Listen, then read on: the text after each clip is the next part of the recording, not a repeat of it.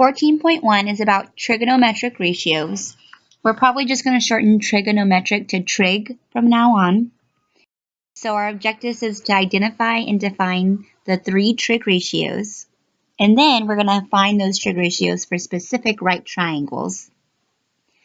We're also going to find sides of triangles given certain trig ratios.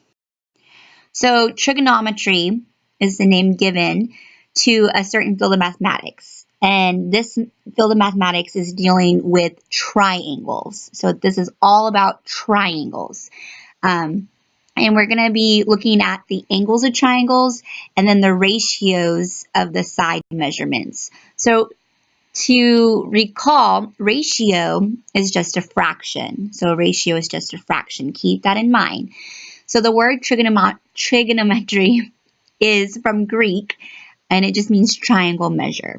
Okay? So ratios that we're going to learn only apply to right triangles. So remember, our right triangle is going to have a 90-degree angle. And a right triangle will also have a hypotenuse. The hypotenuse is located across from that right angle or from that 90-degree angle. So for example, here is our right angle and our right triangle, and is angle C. So across from it is side C, and this side C would be called our hypotenuse. Okay, the legs are opposite the acute angles. Okay, so if this is 90 degrees, the remaining 2 angles will always have to be acute, and the sides that are across from those acute angles are what we call the legs of the right triangle. So we have 1 hypotenuse and we have 2 legs. So trig ratios are always based on the acute angles. So you're either going to be doing angle A or angle B. So there's angle A, there's angle B. In this triangle, triangle ABC, the side opposite the right angle is called the hypotenuse. Okay, so side C would be called the hypotenuse. The sides are labeled with lowercase letters. So that's super important to know. Anytime you see a lowercase letter, we are talking about a side of a triangle. Versus if it's a capital letter, then that's the angle of a triangle. And we try to make sure that the sides and the angles correspond to opposites, right? So for example, the side opposite of angle B is going to be side B. The side opposite of angle A is going to be side A. So the ratio of the side opposite of angle A to the hypotenuse is A over C. Because remember, ratio is fraction. Okay, so we're looking for the fraction of the side opposite of angle A. So here's angle A, and the side opposite is A. That's why there's an A in the numerator.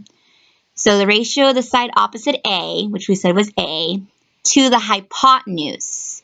So the hypotenuse is across from the right angle, so side C. So A over C. We call this ratio the sine of angle A. So the sine of angle A is A over C. When talking about the sine, you have to specify the angle. You can't just say sine. There's always going to be sine of an angle.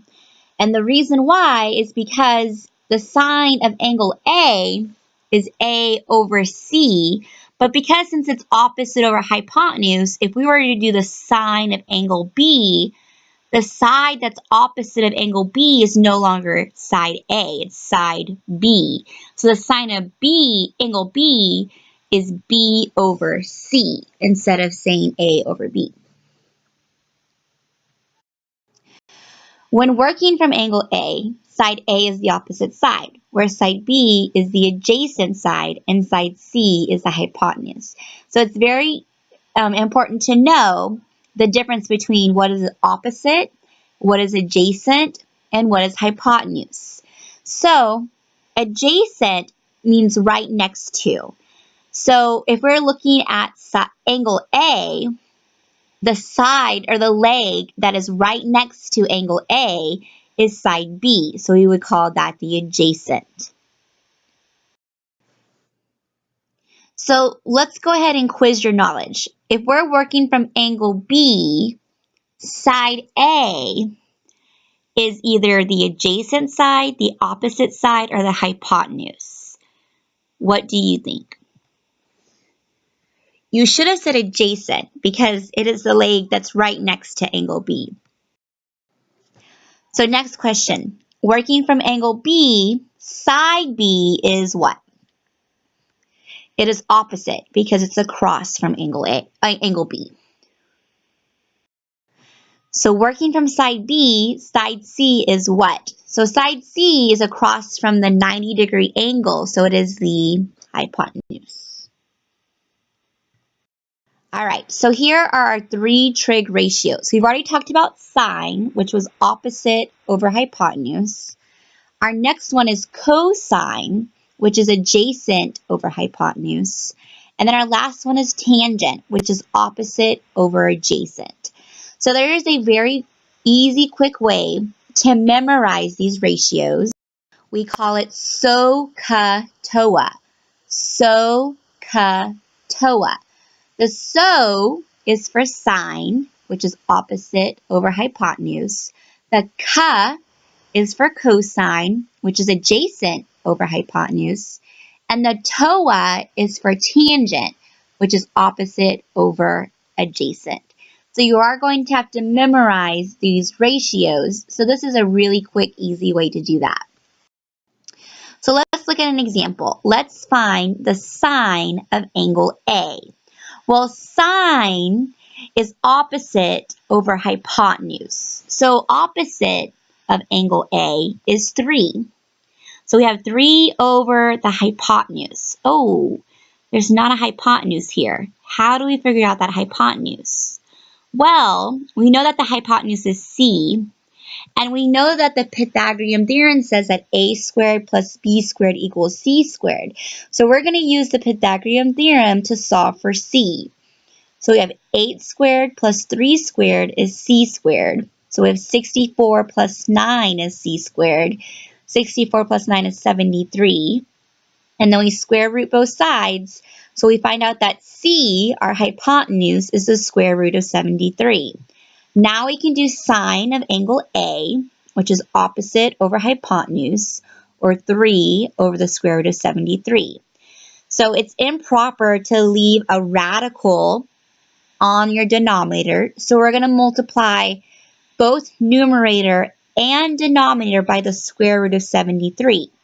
And when we do that, in our numerator, we get 3 times the square root of 73, and we leave it just like that.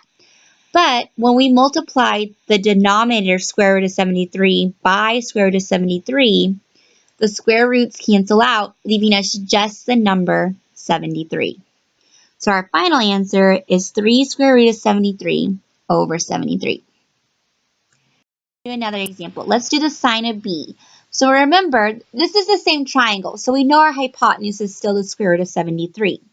But now we're looking from angle B, and if we're going to do sine, it's opposite over hypotenuse, so the sine of B is going to be 8 over the square root of 73, because opposite of B would be 8.